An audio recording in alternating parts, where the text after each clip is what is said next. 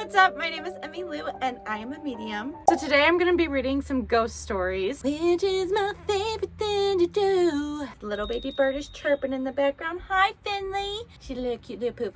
That's a statue of her right there. Finn, are you okay? Anyways, I do have an AC blowing in on here because I can't not have it on. I will die. A tragic, sweaty death. Not happening. So I apologize. If I can edit it out, I will try. Real quick, before we get into reading the things, I am going to pull a tarot card with a message for the audience today and see what comes up. Okay, so your message for today is anxiety, worry, and distress. Sorry. Sending love and light to you. Let's clear that up. Anyway, a living nightmare. Your worst fears are coming true. Oh God. You manage to manifest your worries by constantly thinking about worst case scenarios, creating anxiety and stress. Making a mountain out of a molehill perpetuates your despair and fuels your melancholy. Fear and doubt are paralyzing you from moving forward with endless what-if scenarios playing over and over in your head. You are frozen with the crippling fear and doubt that you've created. You're beating yourself up is only making it worse. Transform yourself out of the darkness and leap out of the shadows. Become your own cheerleader and acknowledge yourself for all the good that you've been doing. Celebrate your wins and breathe in all the blessings. Ease your anxiety, remembering all is not lost. Oh gosh, I'm so sorry you're feeling that way. Just let your worries go. Do an aura cleansing. Go take a shower with good intentions and rub all the bad energy off. Okay, so we have a few spooky stories. I love hearing other people's stories. I get so excited. Okay, this is the one haunting experience that really freaked me out. When I was younger, I had a next door neighbor named Lexi, and she was my best friend. Our parents would go on trips on motorcycles with each other, and we would camp out at each other's houses until they came back. It was normal for us. We never had any paranormal events prior to this specific night. We were sitting in a bedroom, talking and doing what we normally did. We saw a bright light through her window, followed with the sound of a motorcycle pulling into the gravel driveway. We instantly think, okay, our parents forgot something. But before we could get up to leave the bedroom, we heard knocks and a soft woman's voice say, hello? Then the front door opened. This was a familiar sound because the door scraped against the hardwood flooring. We panicked, thinking there was an intruder at this point because this woman didn't sound like our family. We both have Texan accents. We scouted the house, scared out of our minds, just to find that the door was wide open and nobody was in the driveway. Nobody was in the house. We finally felt better. We walked back.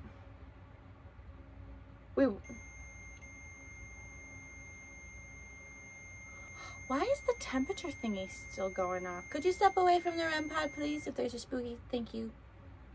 There's a spooky ghost here, I said. I'll just pick it up. See this little red light? It like goes off. Or is it this one? I don't know how this works. Okay. But there's like a little mini light in front of the little red light when the temperature sensor goes off. It's been happening a lot recently and it's never done that before. So I've been confused. I didn't read the directions of the thing. I skimmed it, but I didn't understand a lot of it. So I figured I'd learn with experience. It was at this moment he knew. He fucked up. We looked through the house, and when we finally felt better, we went back into her bedroom. But before we went to enter, she collapsed onto the floor and started sobbing. I didn't know what was happening. I was scared, and she told me something as tall as the door frame was standing in her parents' room. After our parents returned, her family continued to have paranormal activity in their house. They moved out too. Creepy.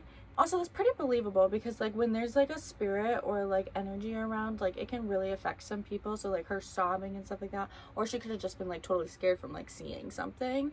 But like it could be a little mix of both in there. But yeah, that's spooky.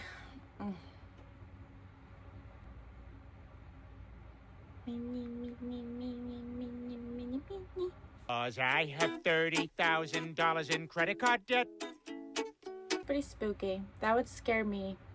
I would have been more scared if it was a real person though. Spirits are spirits, like they can't like actually harm you. Like you're here, they're there, you know, kind of vibe. I would have been more worried there was a person that was in the house. So, thank God it wasn't that. I know it sounds like something straight out of a movie, but it's 100% what happened to me about 24 years ago. When I was still relatively newly married, my then husband and I... Why are you temperature censoring?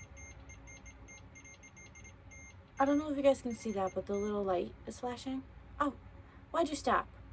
She's still flashing. Why aren't you beeping and flashing? I'm confused.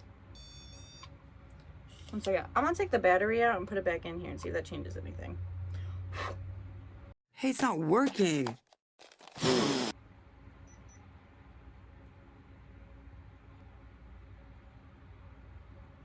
My then husband and I moved into a townhouse style apartment. The 2 floors of our apartment were on the 2nd and 3rd floors of the building, and the management office and mailbox area was almost directly below us on the ground level. Important for later.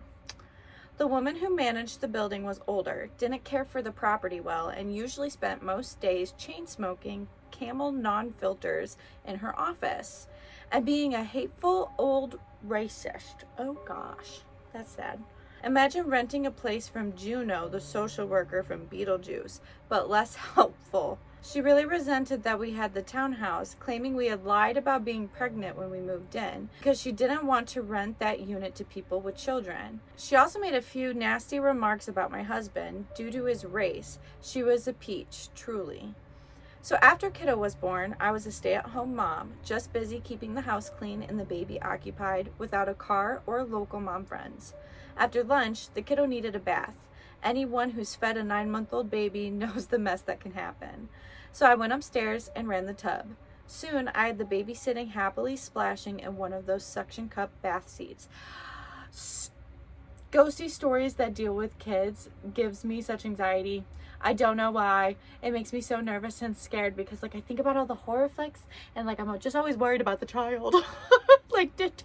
I'm so scared for the kid. Make sure the kid's okay. Important to know, it's the middle of winter and we had no heat. An issue I had been fighting with Juno, the landlord, about for a while.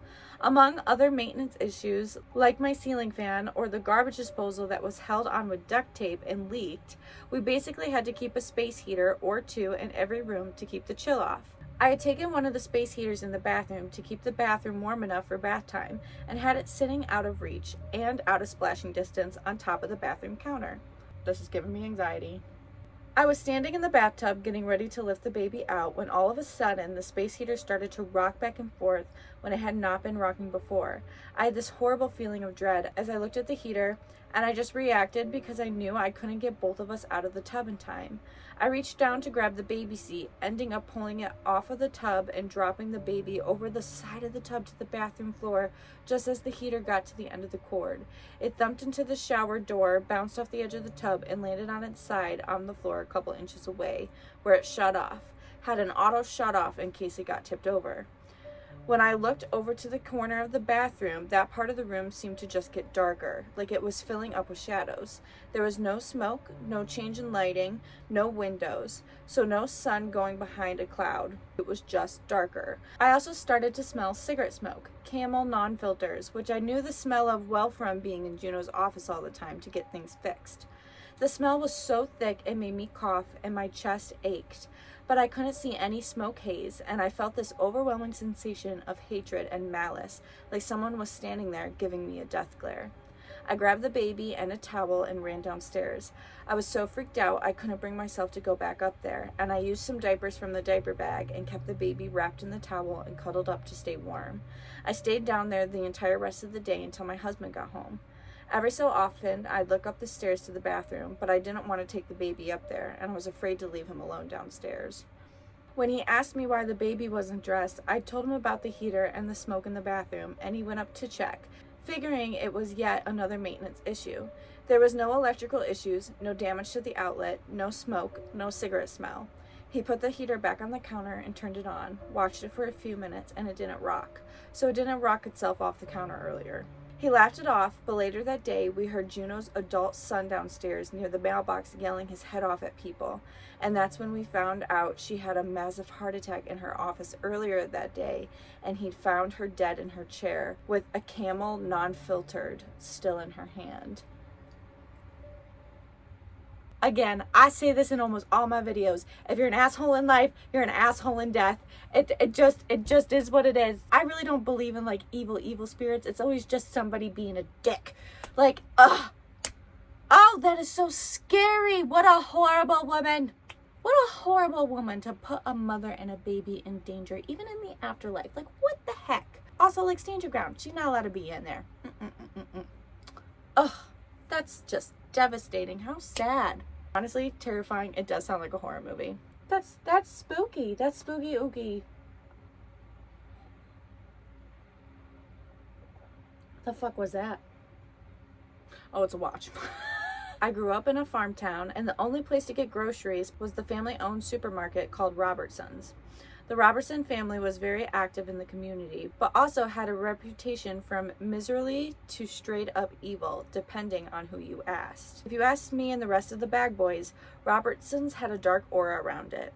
Many features contributed, like the vaulted ceilings in the back rooms, the creaking floors in the upstairs offices, and the door hidden behind a pile of old shelves that seemed to lead under the loading dock. The worst was the patriarch of the Robertsons. Blaine, he was too old to handle the business decisions, but he was too stubborn to let his toupee-totting son take it out of his hands. So he spent the days shuffling around the floor, antagonizing the bag boys at every turn. He chastised us for clocking in more than 1 minute early. He chastised us for standing at the clock with a minute left in our shift.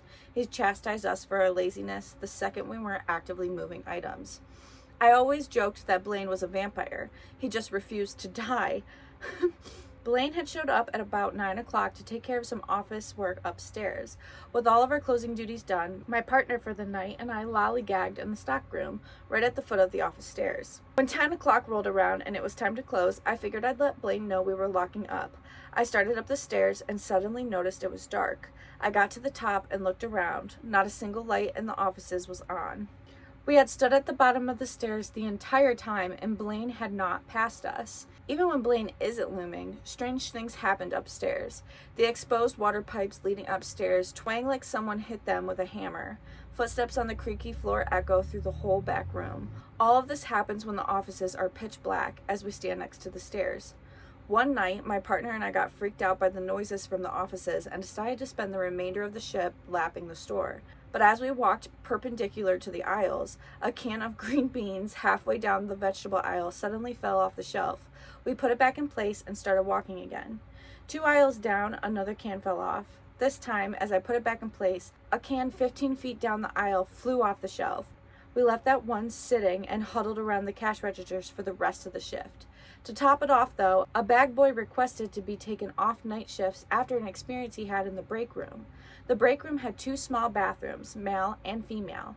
He was taking his dinner back when he heard a baby crying from the woman's bathroom. He had been in there 5 minutes already and hadn't seen anyone come in, much less with a baby.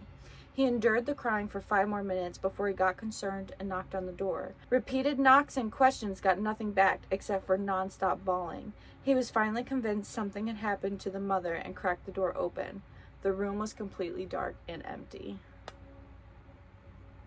No, that is so creepy and scary. No, thank you. Also, I just want to point out the similarity between these last 2 stories is notice the negative energy to make something creepy. I'm just saying, you gotta look at this spiritual stuff through a positive lens, otherwise things get creepy and scary. My first job, I worked at a grocery store, and let me tell you, that exact thing has happened to me before. I was taking out the garbage one day, and as I went walking down the aisle, a freaking soap thing shot out, yeeted itself off the freaking shelf.